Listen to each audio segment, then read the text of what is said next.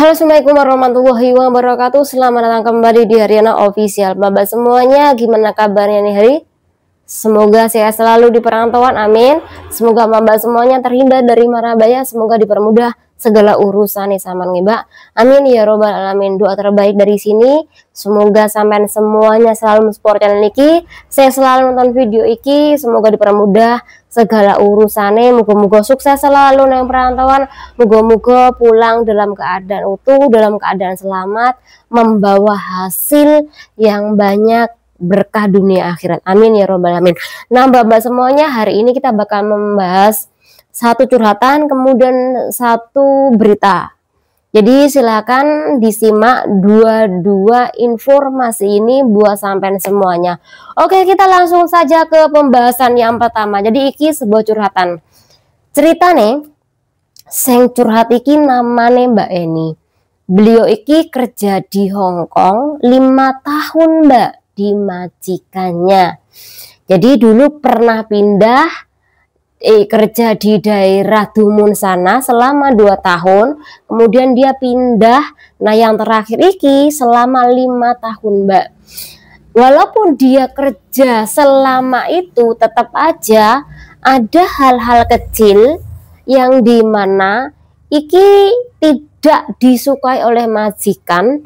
Dan hal-hal kecil seperti ini majikan selalu saja yincin, maafan Mbak. Jadi segala apapun itu harus perfect, termasuk ketika Mbak Eni iki tugasnya mencuci baju milik majikan.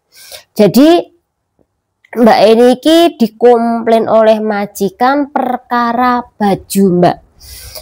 Salah satunya adalah ketika Mbak Eni iki mencuci baju anak majikan yang umur 15 tahun, kemudian dadai sama sinsang. Iki kan jadi satu cucian mereka.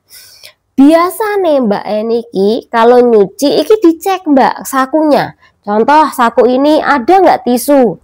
Saku ini ada nggak tisu? Baju-baju semuanya, celana-celana iki udah dicek Mbak.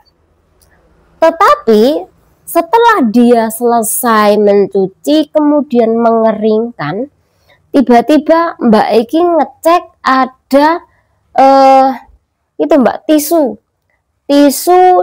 di dalam mesin cuci. Jadi tisunya iki bergumpal kecil-kecil.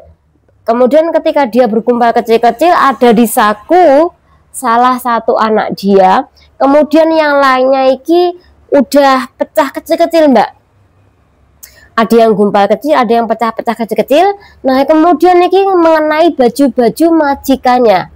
Bahkan baju-baju yang kainnya mudah menyerap debu-debu seperti ini, ulu kucing lah atau sebagainya, ini nemplok Mbak, nemplok ke baju majikan cewek. Biasanya Mbak Eni membersihkan dengan telaten, tapi itu hari Mbak Eni tidak begitu memperhatikan membersihkan baju-baju yang kena tisu tadi.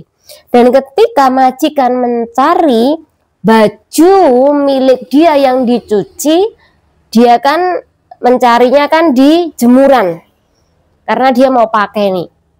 Nah ketika itu majikan langsung ngamuk sama Mbak Eni. Iki kok bisa baju semuanya ada tisu sini? Kamu gimana kerjanya? Apa kamu tuh nggak ngecek kalau ketika nyuci ada tisu nggak di saku celana anakku, ada tisu nggak di saku majikanmu cowok, di sakuku ada nggak tisu? Emang kamu kalau nyuci langsung dimasukkan apa? Jadi Mbak Eni dimarahin itu hari karena dia ini kelewatan ngambil tisu di salah satu saku milik anaknya sekolah.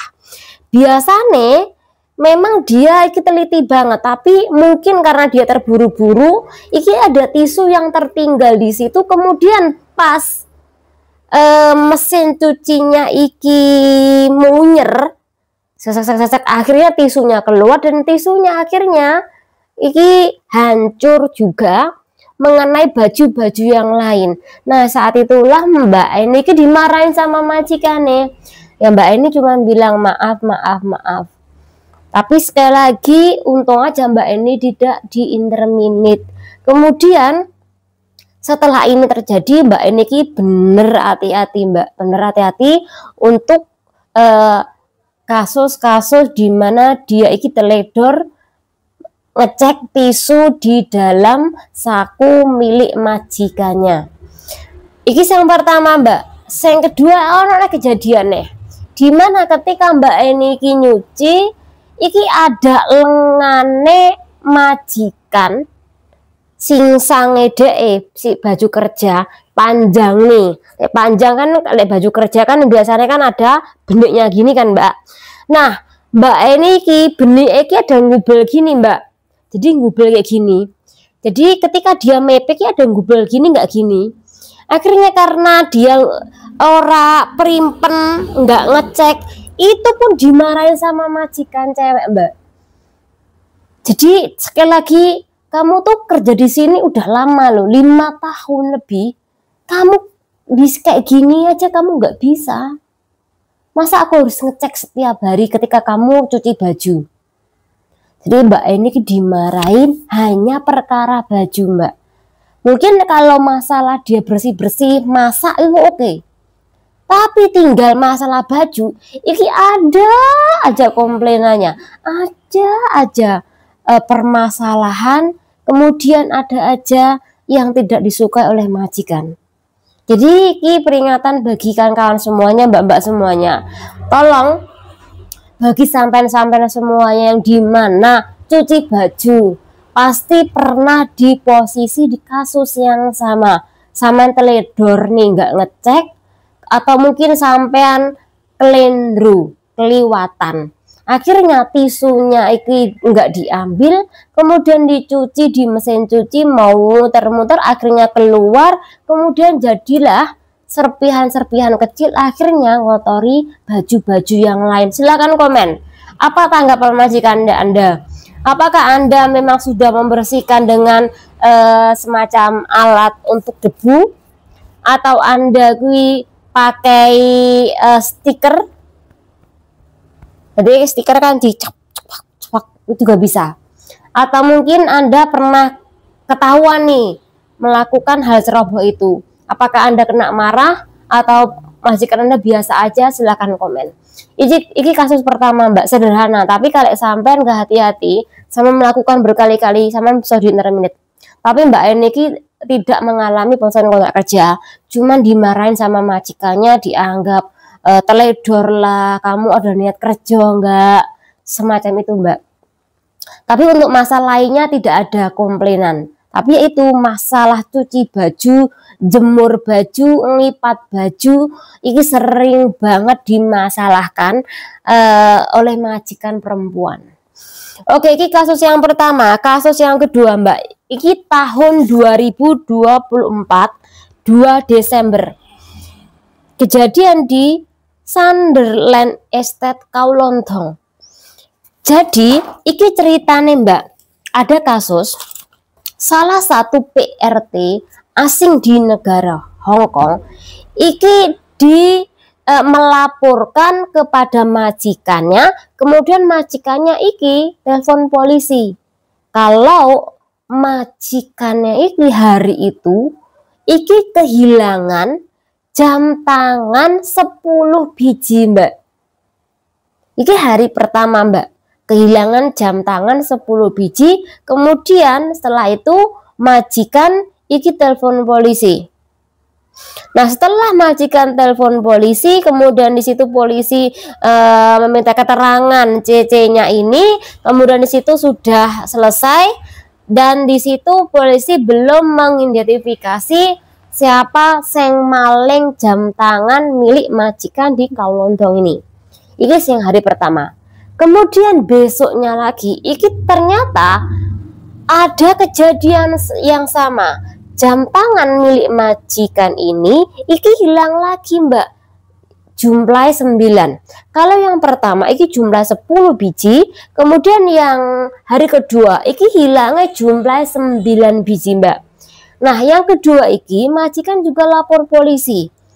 Kemudian polisi iki memintai keterangan cecene PL sing namane singkatane Mbak A. Mbak A iki umure 44 tahun. Iki Mbak PL ya, Mbak.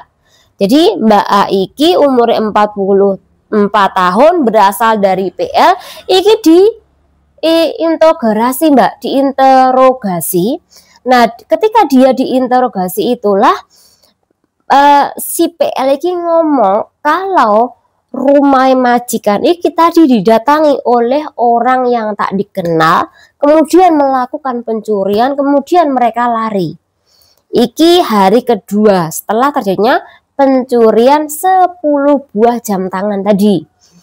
Nah, karena polisi iki tidak langsung mempercayai omongan dari PRT ini, langsung polisi iki membawa Mbak PL iki ke kantor polisi.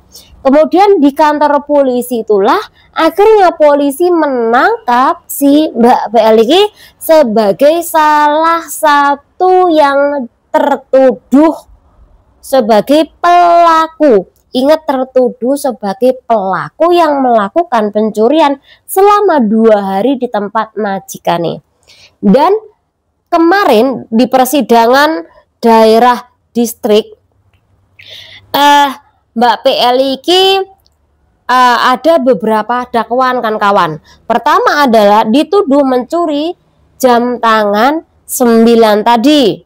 Kemudian Mbak PL iki juga dituduh mencuri jam tangan 10 buah tadi. Kemudian yang ketiga, iki memberikan info palsu kepada polisi Hong Kong pas awal interogasi. Jadi pas awal iku Mbak E ngomong katanya, oh iki lo majikanku omah dibobol maling orang nggak kenal, kemudian mencuri jam tangan milik majikanku. Jadi dia itu ngapusi polisi, Mbak, dengan keterangan palsu tersebut. Nah, akhirnya ketika adanya keterangan palsu mengelabui polisi Hong Kong, secara otomatis Mbak PL iki telah melanggar pasal 64(b Kepolisian Hong Kong, yaitu memberikan sanksi kepada Mbak V iki. Nah, ketika memberikan sanksi atas keterangan palsu, maka secara otomatis dia iki bakal dituntut penjara 6 bulan, denda tingkat 1 yaitu sebesar $2.000 Hong Kong. Jadi memberikan keterangan palsu walaupun iki cuman ringan menurut aku, dia iki ngomong kalau oh majikanku rumah dibobol lah. Itu kan keterangan palsu yang ringan, Mbak. Jadi walaupun ringan tetap aja Mbak iki dituntut atas sanksi saksi palsu Kepolisian Hong Kong, dan ini sekali lagi melanggar Undang-Undang Kepolisian Hong Kong. Jadi dia bakal dituntut oleh polisi nanti ke depannya selain kasus pencurian yang ia lakukan di tempat majikane. Jadi ini persidangan sudah ketiga kalinya, Mbak. Dan nanti persidangan yang keempat ini mungkin final sekitaran bulan Maret, tapi di pengadilan Kowloon Tong. Semoga dengan adanya pembahasan ini, Kowloon Tong apa Kowloon B ya? Ininya Kowloon ya, Mbak. Semoga dengan adanya pembahasan ini bermanfaat buat kita semuanya. Intinya hati-hati ketika kawan-kawan iki diinterogasi oleh polisi. Jangan sampai Anda iki mencoba menutupi kebenaran, karena sekalipun Anda tutupi kebenaran pasti bakal terbuka kebenarannya. Semoga bermanfaat. Dan diri. Wassalamualaikum warahmatullahi wabarakatuh.